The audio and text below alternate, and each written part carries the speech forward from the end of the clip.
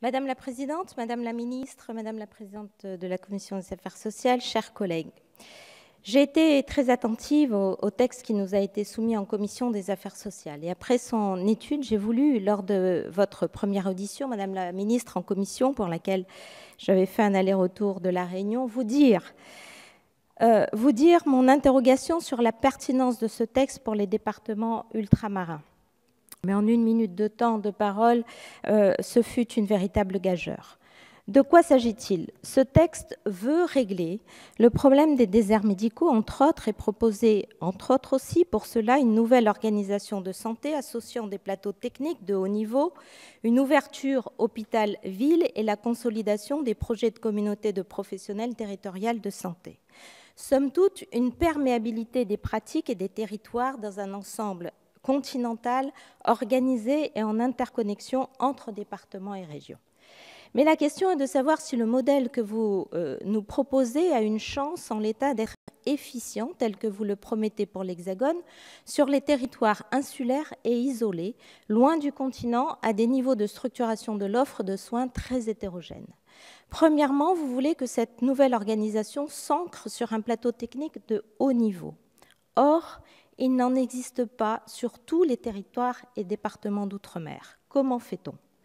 Lorsqu'il en existe pour certains, il reste fragile. Par exemple, Madame Bello le disait, à La Réunion, les CHU ne pourra faire face à la couverture de l'intégralité des surcoûts liés à l'insularité si le coefficient géographique n'augmente pas.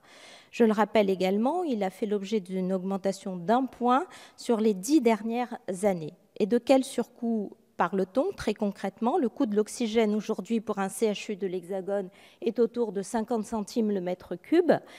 Pour La Réunion, c'est 3,16 €.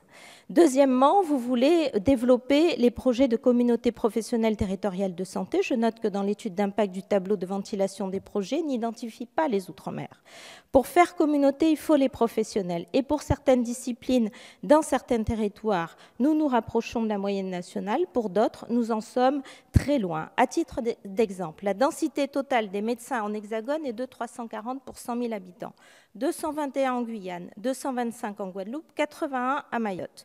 Pour les pharmaciens, la densité est autour de 113 pour 100 000 pour l'Hexagone et une moyenne des départements d'outre-mer de 81.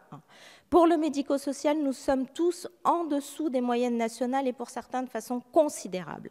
Troisièmement, vous posez une nouvelle stratégie pour des territoires isolés, n'ayant pas rattrapé la moyenne nationale en termes d'infrastructures, mais en plus sur lesquels l'état de santé des populations est pour certaines pathologies au-dessus de la moyenne nationale dans un contexte socio-économique tendu. D'abord, l'écart d'espérance de vie est pour tous nos territoires inférieur à la moyenne nationale.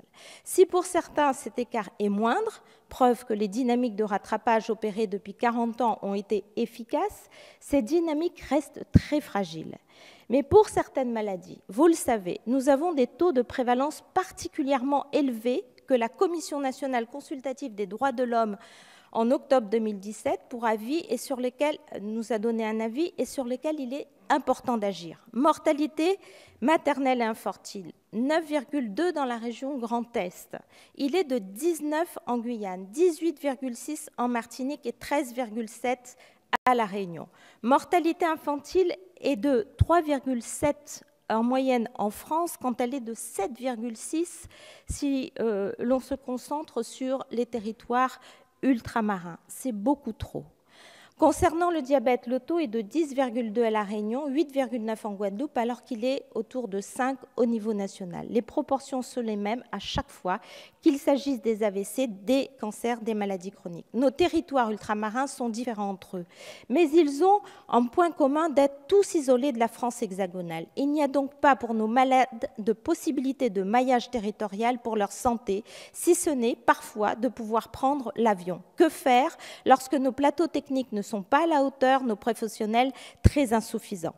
Nous ne sommes pas armés pour faire des CPTS complets parce que l'offre médicale n'est pas complète. Et lorsque ce n'est pas le cas, les densités sont très en dessous des moyennes nationales, et alors même que la plupart de nos territoires comptent plus d'habitants au kilomètre carré. Je ne pense pas dès lors que les conditions de CPTS sont remplies en coordonnant des territoires pauvres. Merci, en Madame infrastructure. la J'ai députée. fini, Madame. Juste, je conclus, Madame la Présidente. On n'en fait pas des CPTS plus riches. Ce que je veux vous dire, Madame la Ministre, c'est que les députés ultramarins ont décidé de déposer des amendements communs pour ouvrir le débat, ici avec vous, sans beaucoup d'espoir sur leur sort, mais avec détermination de faire entendre la France océanique dans une réforme continentale. Merci.